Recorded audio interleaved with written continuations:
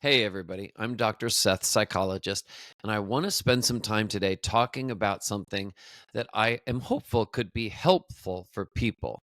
One of the things that I think people have a driving need for, especially when they are dealing with emotional struggles, is to understand kind of where the struggles come from, why they are struggling the way they are. And so I want to talk a little bit about something called an invalidating social environment. I'll just call it an invalidating environment for short for the purposes of this video. So, what I want you to do is to take a moment and just think about, just self reflect on what an invalidating environment can do, what the effect can be on a young person. Okay. So, let me just take a moment and make sure that I'm clear on what an invalidating environment is. So, if a person grows up, is around, is influenced by an environment that isn't validating, the environment, the people, central, important people in their environment do not validate their thoughts or their feelings. Their inner experiences are not validated. Their thoughts and their feelings may be dismissed, they may be minimized or trivialized, like they're just not important. They don't really matter. And in addition, they may be punished. A person, because of their feelings or because of their beliefs or their thoughts, they can be punished. And so, if any of this happens, if a young person, of course, is under the influence of an environment where they understand very clearly their thoughts, their feelings, in reality, who they feel like they are, the essence of them, if that is not allowed, if that is trivialized, if that is punished, we can summarize then that that individual is in an invalidating social environment. Next, I just want to give a few examples about what an invalidating environment can look like. So, some things, if you're a young person and you are in an invalidating environment, some things that you can hear, some reactions that someone close to you in that environment will say to you to invalidate you, to give you the sense that something about you, your inner experiences are just wrong, bad, defective, need to be different, should be better. So, some things that somebody might hear are things like this: you're just too sensitive. You are so sensitive. Why are you so sensitive? Another example: that didn't hurt. That didn't hurt. That shouldn't hurt. Another example: you are overreacting. Why are you always overreacting? I don't know why you do that. You are constantly overreacting to things. Here's the thing: if a young person is in an invalidating environment, these things are said not just once or twice, these are recurring patterns. This individual keeps hearing these messages, and these messages, guess what happens to them over time? Somebody keeps hearing the same messages too often. What happens?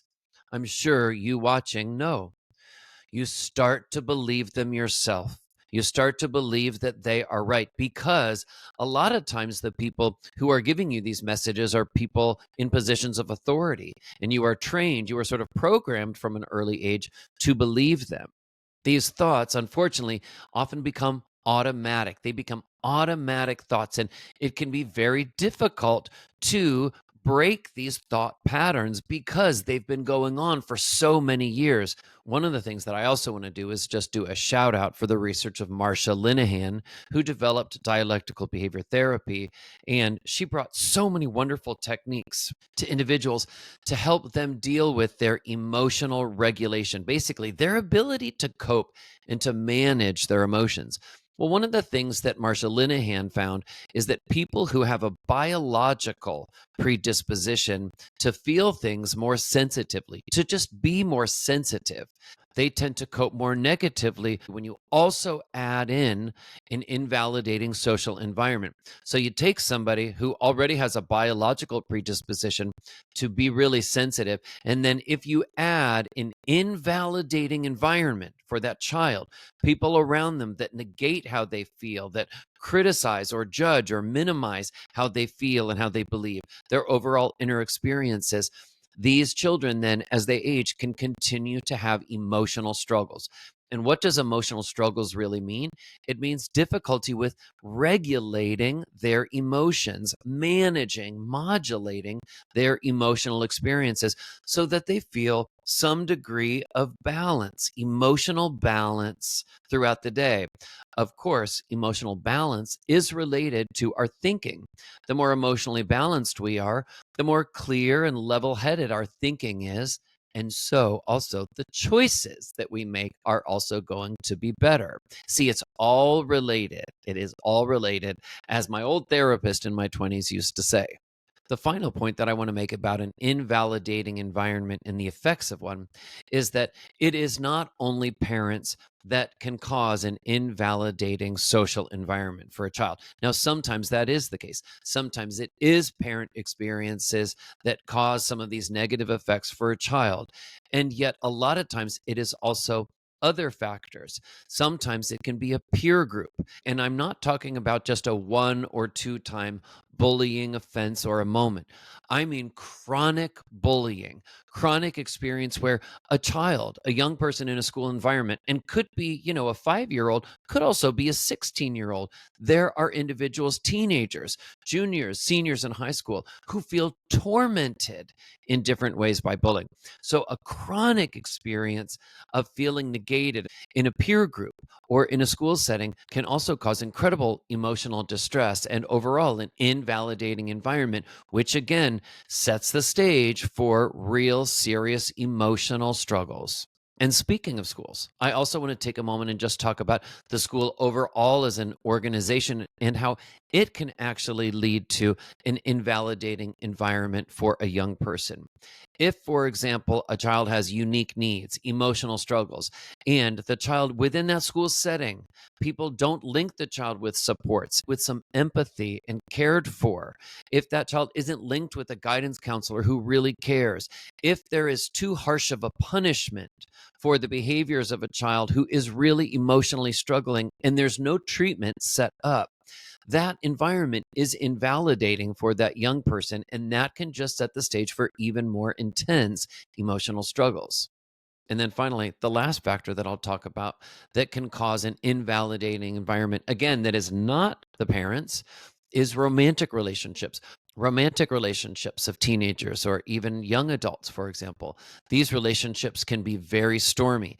If in a romantic relationship, the partner doesn't validate the emotional experiences of a person, minimizes them, trivializes them, just negates them, dismisses them, is critical of them, is even cruel to them. That kind of invalidating environment, again, can set the stage for serious emotional struggles. And as a result, seriously risky behaviors, substance use, self injurious behavior, all sorts of things.